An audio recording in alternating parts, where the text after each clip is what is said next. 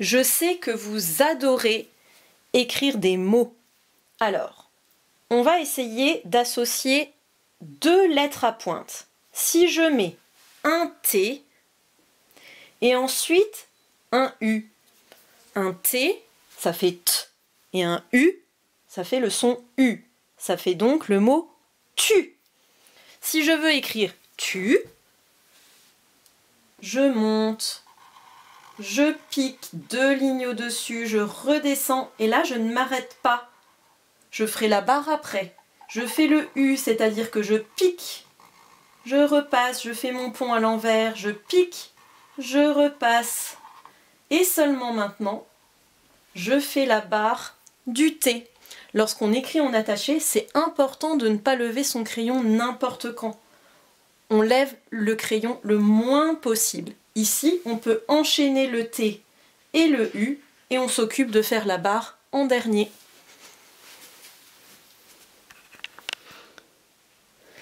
Un autre mot constitué uniquement de lettres à pointe que je suis sûre que vous allez apprécier, c'est le mot pipi. Comment faut-il écrire le mot pipi? On entend P au début du mot. Le P, c'est la lettre P. On va donc écrire un P, un I, un deuxième P et un deuxième I. On va essayer de lever le crayon le moins possible. Je commence par un P. Je monte penché, je descends pour écrire comme le chiffre 1. Je me remets en haut de ce 1. Je fais une petite vague et tout de suite j'enchaîne avec le I. Je monte, je pique, je redescends. Et là j'enchaîne tout de suite avec le deuxième P. Je monte penché, je descends comme pour faire un 1. Je me remets ici, là j'ai été obligée de lever mon crayon. Je fais la vague et tout de suite le deuxième I. Je monte, je pique, je repasse. Il me manque quoi? Les petits points sur les I.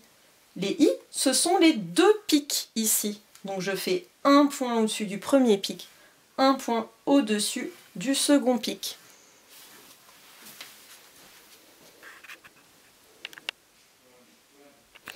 Avant les lettres à pointe, on avait appris à écrire les lettres rondes. Souvenez-vous, c'est le A, le C, le D, le O et le Q.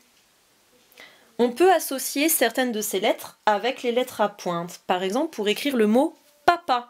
Le mot papa en attaché, c'est un P, un A, un P et un A. Je commence comme pour écrire pipi par mon 1, la vague, je tourne pour faire le rond du A, la petite queue du A et tout de suite j'enchaîne la barre du P, la vague, le rond du A et la petite queue du A. Je peux aussi écrire le mot pot comme un pot de fleurs. Le mot pot, c'est un P. Ensuite, ma petite vague. J'écris ensuite un O, souvenez-vous, je pars d'en haut, je fais un rond, je rentre à l'intérieur et la petite mèche de cheveux. Et là, je monte pour faire le T. Je repasse et je fais la barre. Dans le mot pot, le T à la fin ne s'entend pas. C'est ce qu'on appelle une lettre muette.